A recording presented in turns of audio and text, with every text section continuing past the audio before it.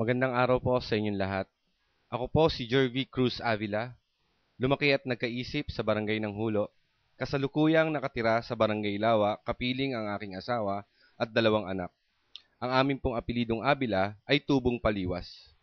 Siguro po ako inyong nakikilala na dahil po nung nakaraang halalan, ang inyo pong lingkod ay lumaban na rin bilang konsyal ng ating bayan. Subalit sa pagkakataong pong yon, hindi po ako binigyan ng pagkakataong kayo'y mapaglingkuran. Sa nakalipas na 3 taon, ang inyo pong lingkod ay patuloy na nagmasid-masid at nagpatuloy sa gawaing pampamayanan upang lubos niyong makilala.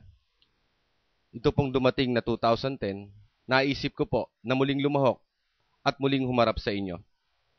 Sa nakalipas pong mga linggo, ang inyong lingkod po ay lumapit sa inyo at nag-house to house. Gusto ko pong makilala niyo ako ng mata sa mata, ng puso sa puso, upang mas mauri niyo ako at mas makilala ng lubusan. Wala po akong kakayahang pinansyal upang makakampanya ng lubusan.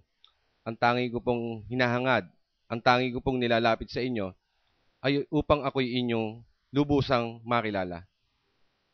Ito pong aking muling pagpasok. Sana po'y bigyan niyo po ng pagkakataon ang inyong lingkod na maihalal bilang konsyal ng bayan.